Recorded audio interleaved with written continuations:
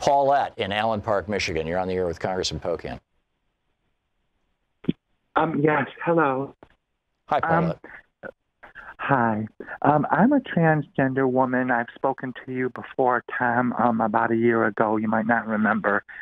But I wanted to ask the congressman about this thing that President Trump has been talking about, where they're talking about erasing transgender people's identity.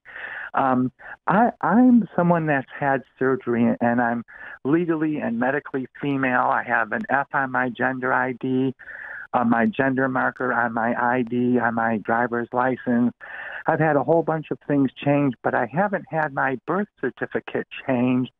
Can you tell me, can he do anything in reality to hurt us transgender people?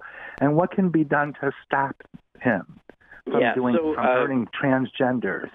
Yeah, Paulette, thank you for the question. The second part, let me answer first. The way you stop him from, whether it be banning people who are transgender serving us in the military or issues like this, is you get everyone you know out to vote November 6th, so we flip the House of Representatives, and it's going to be a lot harder for him, and try to flip the Senate to get anything done. There's a lot of things he says he can do that he'll very likely be challenged in court because, again, he doesn't actually have the power to do, like we saw with immigration, like we saw with the challenges when he tried to ban transgender Americans from serving in the military. So, I think what he's doing is election time. He's putting up everything that he thinks is fearful for some people that are in his base, throwing it against the wall. And unfortunately, all too often the Republicans have used the transgender community, whether it be the bathroom issue or the religious liberty law and being able to not sell things to certain people, or most recently what we've heard he may be doing. These are all issues he's doing to try to get his base out because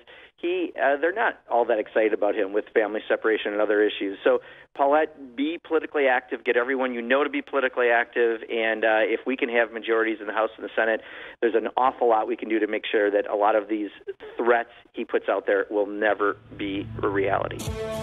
Remarkable, isn't it? How far we've come and how far back we could fall, Congressman. Oh, it's truly scary. I mean, let me share a story when we come back out of the commercial. Congressman, you wanted to tell us a story before we pick up the next call? Yeah, if I could. It relates to what Paulette brought, this kind of fear that the Republicans put out there, and what the real impact is. And I think sometimes, people don't understand the real impact. People who don't live and breathe politics, who don't listen to your show, Tom, who don't, follow politics very closely. I was doing doors Saturday with Randy Bryce in the south part of Janesville, in a lower middle-class neighborhood. And I went to one door, and I talked to the woman, and I said, are you planning on going on vote a week from Tuesday?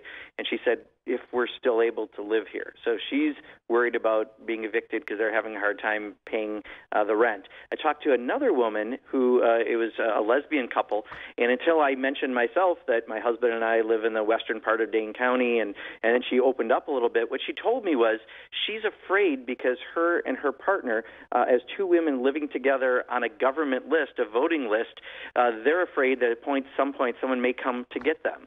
And this is the fear that's put out there when it's the others, right? It's Middle Easterners, it's people across the border, it's the transgender community, it's all the different folks that this guy is so proud to be a nationalist that he sends out there very coded, but all the people that he's willing to attack and throw under the bus.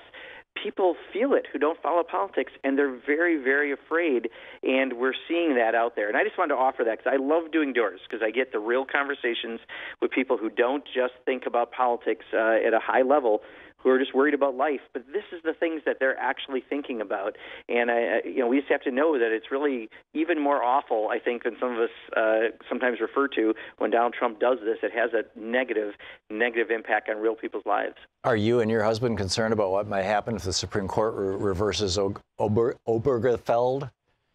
I mean, a lot of things have happened to a lot of people who've been married. I mean, again, our marriage has done nothing. Donald Trump is on whatever number he's on, number 3, not because my husband and I. It's because he's got the problem, right? And, I think we need to make sure everyone realizes that. But there's a lot of threats to, couples like us, to that couple in Janesville and so many other people. But the fact that she actually was afraid to be on a government list with her partner just really, it just really hit me, because it's like that's what real people are worried about, and that's what the divisiveness that this president's creating, what people are feeling out in America. Yeah, amen.